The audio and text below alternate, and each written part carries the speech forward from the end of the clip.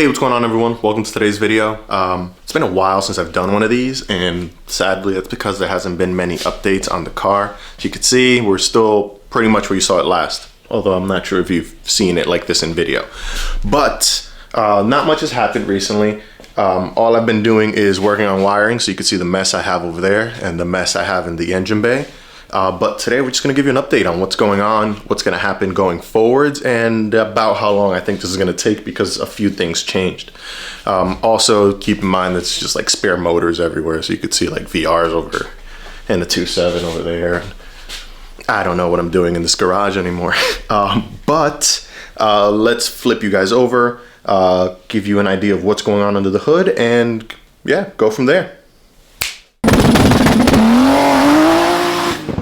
All right, so we are under the hood now. So you can see we have our trusty notebook up top. So I'll move that out of the way. You guys don't need to be seeing that right now. But we'll start from oldest setup to the newest stuff we have going on. So we have our trans mount back there. Got a flashlight to show you guys where it is. Hopefully it focuses on it. Maybe. There it is. So that's our trans mount bracket and 034 trans mounts. And then we have our motor mount bracket there in gold with our 034 motor mounts. Both those brackets were made by Beast Car Productions. I'll put the link down below. Put that flashlight down. We have the other side as well for both trans and motor mount brackets. You can't really see those because of the mess we have going on there, which leads to the next thing, our wiring. So you could see that bird's nest we have in there with all those little labels is our wiring job. So I'm mostly done with it. A lot of the wires you see there actually won't get hooked up to anything. They're just there because I wanted to leave them there in case I need them in the future. But a bunch of stuff going on just to make sure the ignition system works, and the inside of the car is getting enough info to make the cluster work, which hopefully we can keep working. I will make a video digging deeper into that stuff and everything that's going on with the wiring, and also getting this EMU black ECU set up and working with this car. So once I'm sure that what I did works and the car is actually running, I'll put together the video, show you guys what I did for wiring, important things to note. I've been taking notes on that notebook for that stuff, and then how we went about getting all this wired up and hopefully got the car working on sequential ignition and injection. So you can see we went with coil on plugs instead of having a distributor in the back and feeding the spark plugs that way. This way allows us a little better control instead of having a wasted spark system. And it'll be the same, of course, for the injectors. It'll be fully sequential injection. So we won't have any wasted gas, first of all, and then also just that efficiency leads to more power and more control, which is something great to have. You could also see here I had the OEM manifold bolted in. That was just to get a good reading of where the injectors would go so we can get our injector harness wired in. So you can see we have our injectors fully wired. We have our coil plugs fully wired there. So that's looking nice. That's going to be kind of like the final look of the harness there. We have the starter down there wired up as well. Most of the things are wired up so that the car can run. We have fueling already up here. We just got to get a fuel rail and, of course, an intake manifold and an exhaust manifold. And those we will actually be making. But moving on from there, I'll talk about that in a bit. We have our fan setup up front. We can't really run the fans inside anymore because there's no space. As you can see, the motor's going to be touching pretty much everything there. And on the other side, it's even tighter. So there's no way we're fitting a fan anywhere in there. So 3 fans up front, and then we'll have a small one in there as well. So that'll be fitting in here. Probably gonna be like a 7-incher, maybe an 8-inch fan in there. But we'll see what we get to when, when we have the space. But for right now, we have these little guys up front there. It's gonna be 1, 2, and the third one there. And luckily, they do clear the hood pretty well. So no issues with them touching the hood, and they do stick out a little below there, but remember our bumpers have that opening up front here, so I don't see that being an issue either. But if it is, we will figure it out. We also have our fan harness here. So created a custom harness to run these fans, all being fed off of a thermal switch. So when that thermal switch sees a certain temperature, these fans will kick on, and that's how we'll have our fan system running. From there on, what else have we done? So back here we have our AEM MAC valve. So you can see that back there. It's going to be our boost controller. We've run a few things inside, have our fueling setup, which we will show you right now. Okay, so before we even start here, my apologies for the fueling setup I'm about to show you. First of all, it's a mess back here still because I haven't cleaned up any of the wiring, but we have our fuel filter there. On top of the fuel filter, we have our Continental flex fuel sensor. That flex fuel sensor you see is being fed from the in-tank pump that goes up to the fuel filter through the flex fuel sensor, and then that actually heads into this little surge tank here.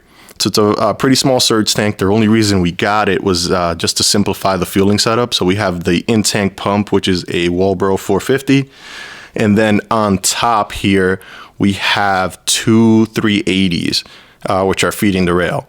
The reason we went with two 380s is because I'm going to be running pretty high fuel pressure up front, and I wanted to have two pumps so that way we don't, lose the flow as the pressure goes up, which is usually what happens with pumps. So we have our pumps there. It's being fed by -8 size lines. So I think those are 5/8, 3/8, one of those two. Half? I think half actually. So 1/2-inch lines. And then the rest of the lines are -6 lines for the returns, which you'll see here going to the tank and going back into the tank and also into the surge tank here. And then we have our audio setup back there too, which is kind of the base for all this. No pun intended, it's base and base. Okay, so we are back outside the car. I pretty much showed you everything I had to show you, but that leads us to talking about the intake and exhaust manifolds. So for those two, I'll actually be taking on the task of building them myself. Not that I've ever done this before, but first of all, practice, for future projects and other things. And when I just like messing with my cars and doing things myself, so it kind of leads to that. That wasn't the original plan, but it is what we're going to do going forwards, which leads to a few things. One, it's probably going to take a little more time because I don't know what I'm doing. I might mess up. It might come out right the first time, but I am going to take my time with it all. So we're going to be building a manifold for the exhaust, turbo manifold.